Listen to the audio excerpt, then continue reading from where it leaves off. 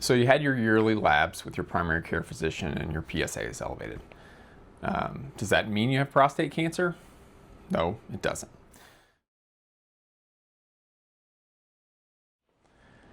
I'm Dr. James Bienvenu. I'm a board-certified urologist in Knoxville, Tennessee at University Urology. My fellowship training is in urologic oncology, and the goal of these videos is to help men and their families, their wife, their spouse, their partner, understand the journey for prostate cancer from pre-diagnosis elevated PSA through survivorship after treatment and what that means. So if you want to learn more about the prostate cancer journey, why don't you like this video and subscribe, help me get this message out to more men so they are the most informed as they journey through this life-changing event for them. So PSA is a prostate marker. When you have an elevated PSA, it starts an evaluation, right? So it's a starting point on a journey to figure out, hey, is this elevated PSA something that we need to be concerned about? Or is this just who you are?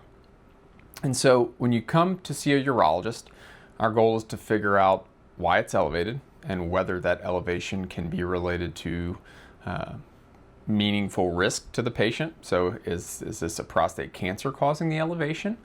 Or is this some benign, non-cancerous thing that we just need to know about and make sure that the patient isn't going to have any harm from it?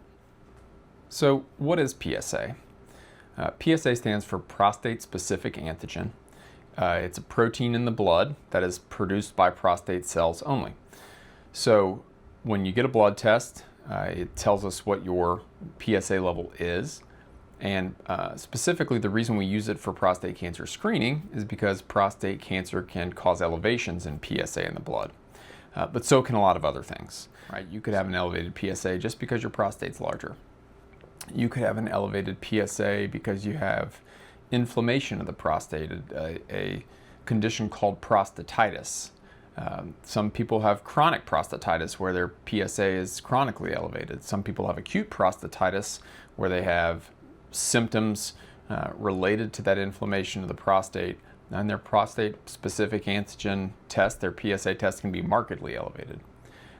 Infections around the prostate can cause elevated PSAs as well. So urinary tract infections, inability to empty the bladders. If you've had recent instrumentation of the urethra, the tube that drains everything. So let's say you had a surgery and they put a catheter in. We typically see higher PSAs with higher age, more birthdays, more PSA. Men tend to have prostates that continue to grow over their lifetime. And then finally, prostate cancer, as we mentioned earlier, can cause elevated PSAs. That's why we use the test. And so the urologist's job is to figure out, hey, is this elevated PSA one of these litany of things that can cause a PSA elevation, or is it a prostate cancer? All right, so let's start with what is a normal PSA? There's not a magic number. Historically, 4 was commonly used as that cutoff, but you can't think that if I have a PSA of 3.9, it's safe, but if I have a PSA of 4.1, it's cancer. PSA exists on a continuum of risk. I've seen people with aggressive prostate cancers and low PSAs, and I've seen people with high PSAs and no prostate cancer at all. So things we care about when we're evaluating PSA, well, we want to know the patient's age. If a patient's 90 and their PSA is 3, the likelihood they have something that's going to harm them is pretty low. I want to know their current PSA. I want to know their previous PSA values. So on your first visit, if you've got a list of 25 years worth of PSAs and you bring them in, that's going to be very helpful to your urologist. We want to know about prostate size. So typically we do a prostate. Gives us a general idea of how big the prostate is, and that can help us understand, is this PSA of 4 something that's concerning because they have a small prostate, or is it a PSA of 4 because they have giant prostate? I want to know your family history. Do we have any first-degree relatives with prostate cancer? You have a dad, a brother, an uncle. Have you had a prior biopsy? If you have, bring those results in. Have you had prior imaging? Have you had an MRI of your prostate before? Have you had an ultrasound of your prostate before? And then other risk factors, right? Do we have a family history of breast cancer? Do we have some sort of other predisposing risk that, chemical exposure, were you in the Vietnam and get exposed to Agent Orange? There's all sorts of stuff that can raise little bitty red flags that would prompt a more aggressive evaluation. And then we're looking for possible benign explanations for the elevation. Have you been doing a 200-mile-a-day road bike tour? Did you have sex, an hour before the blood draw? There are things that can affect those values.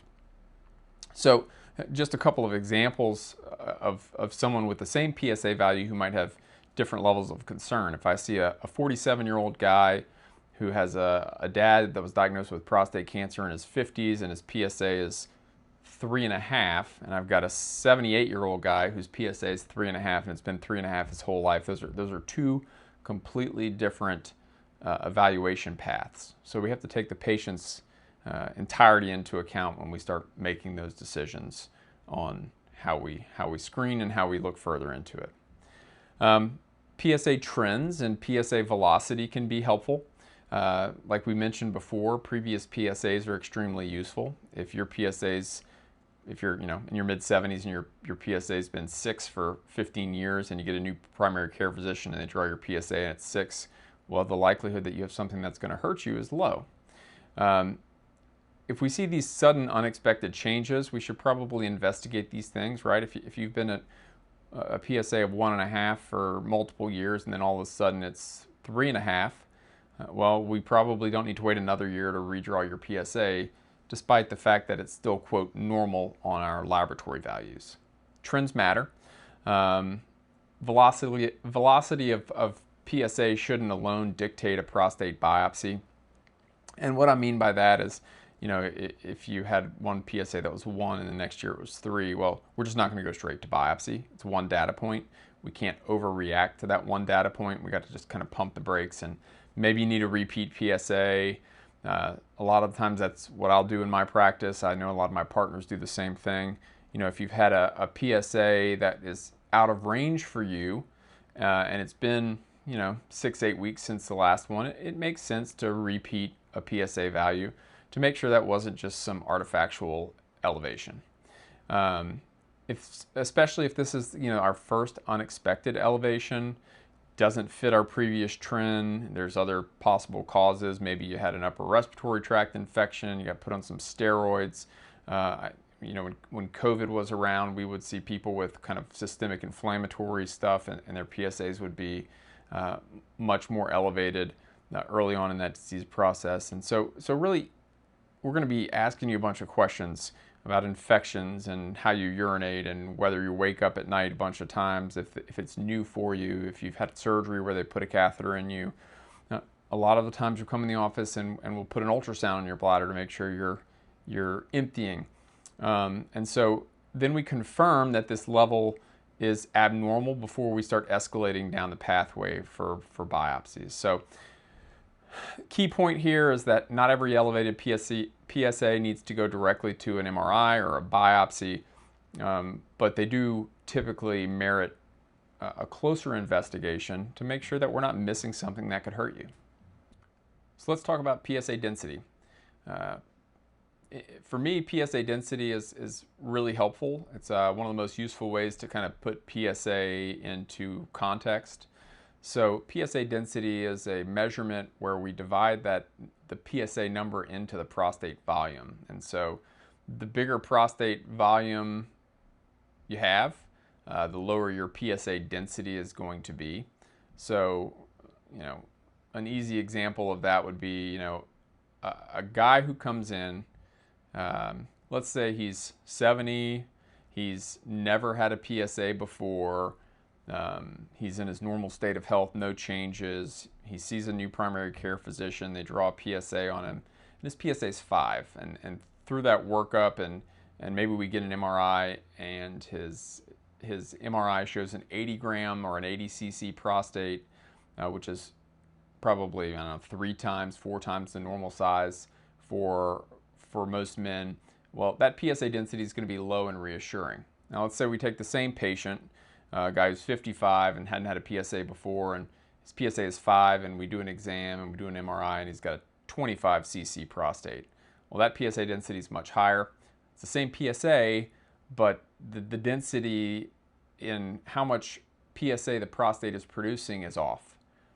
I'll tell my patients that, kind of our cut point from a concerning versus, or maybe not concerning, but normal versus abnormal PSA density is a PSA density of 0.15. And so that's after we do that division of the PSA into the prostate size. And so if your PSA density is 0.05, well, that's reassuring.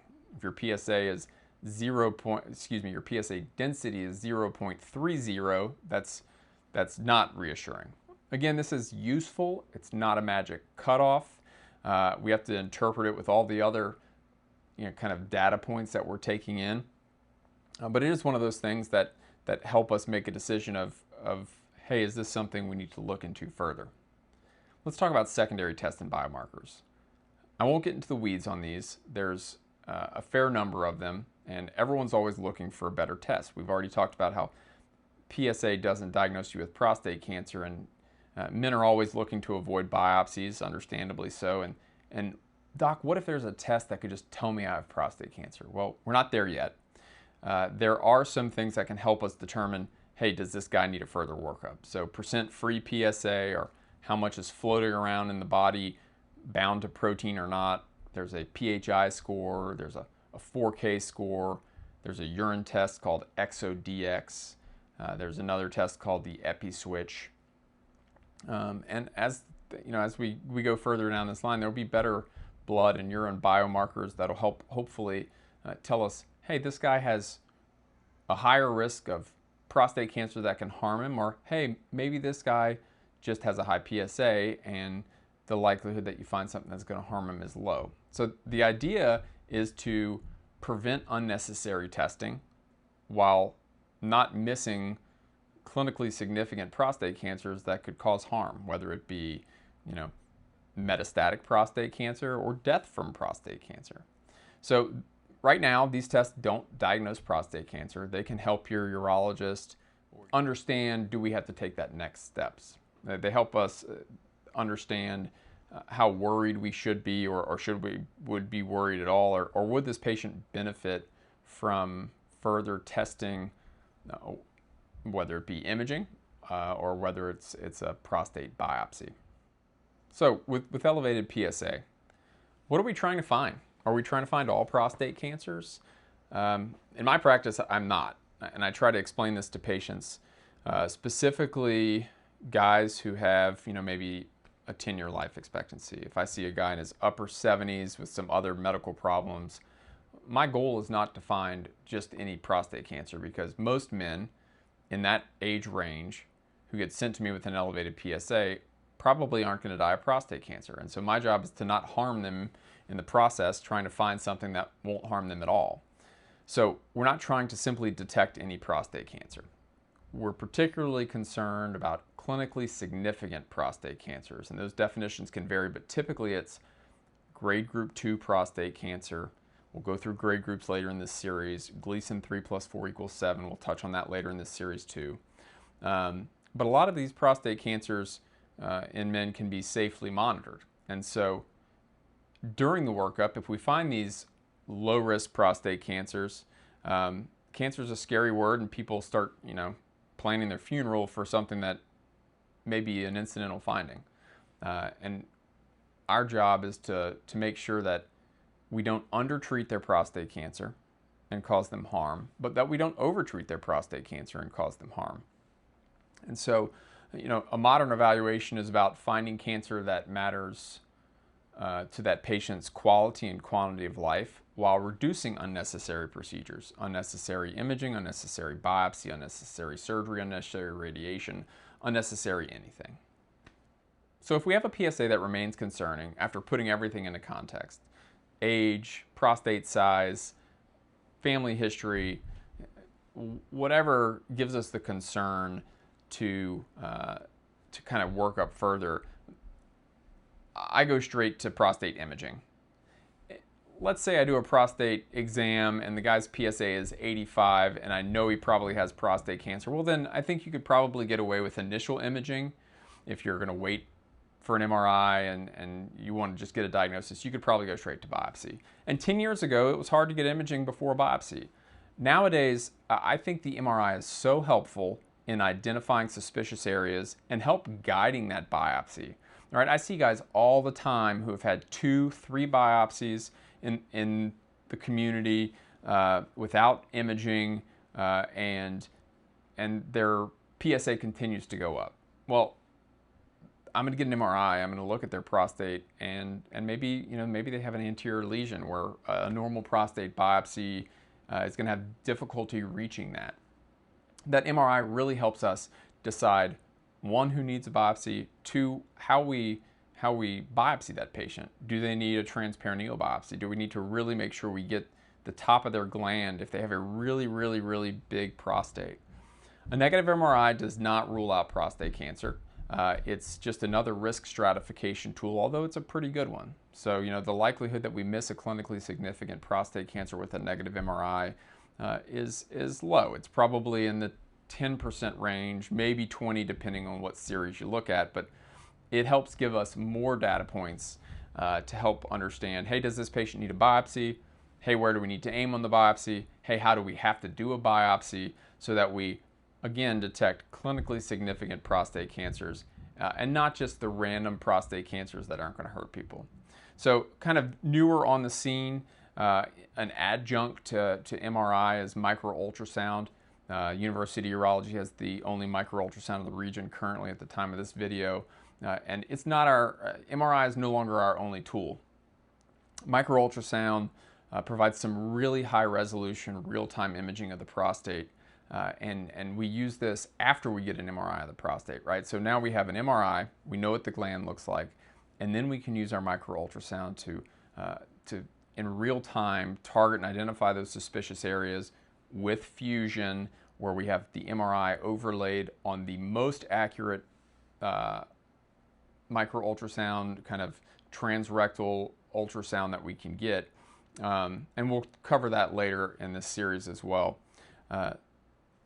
It's just another one of those things that if we're going to do a biopsy on someone, we want to do it as few times as possible, hopefully once, so we get the answers that we need, so that we can make those important decisions together going forward to make sure that we treat men appropriately and not over or under treat their disease process.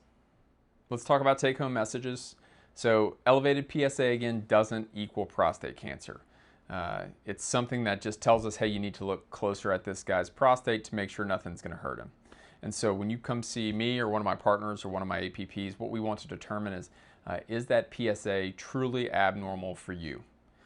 Is there an explanation for the PSA that's not prostate cancer? Do you have a giant prostate and the reason you can't sleep or the reason you can't urinate is just because you have a huge prostate that we need to address? What does your PSA trend look like? If you have a PSA of 6 for the past decade and a half, not that concerned. If your PSA is going from 2 to 3 to 4 to 5 over a few year period, that's more concerning. How big is your prostate? What does it feel like on rectal exam? Do we feel any abnormalities? Do we need to get an MRI? Do we need to get an ultrasound to quantify the size of the prostate to help us determine, again, what the PSA density is, which we talked about earlier? Are there other risk factors in the patient? Does he have a family history of prostate cancer? Does he have exposure to certain things that can increase the risk of prostate cancer? Do we need to get any additional biomarkers, blood or urine test, to help further risk stratify this patient for, hey, do we need an MRI? Do we need a biopsy? Once we decide, does the patient need prostate imaging, how do we go about doing that?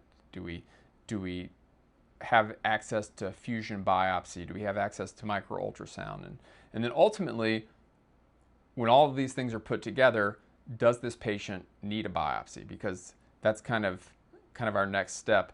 And that's the only way we can figure out if you have prostate cancer and ultimately if you have prostate cancer that needs to be treated. So in episode 2 of this series, we'll kind of talk about prostate imaging. If the PSA remains concerning, our next step is often to actually look at the prostate itself. And so we'll go through MRI. We'll talk about what the PIRADS score means. And we'll talk about what MRI can see and what it can't see. and how it changes what we do next in the journey for elevated PSA and ultimately to prostate cancer diagnosis. If you've hung around this long, congratulations. I can be long-winded. Help me out by liking and subscribing to our channel for University Urology. My goal is to improve visibility into this journey for patients and help them walk through it with the most knowledge that they can, and so that they can talk with their physician and talk with their provider to understand kind of the risk and benefits of PSA screening and prostate cancer diagnosis and choosing a treatment for their prostate cancer journey, because these things have effects on not only how long they'll be around potentially, but how they'll feel and how they'll function throughout the time that they're around. So these are important concepts to understand when families, men and their wives or their partners are making these decisions on how to proceed. So again, like and subscribe. We'll keep doing these videos and hopefully help you out in your journey for elevated PSA.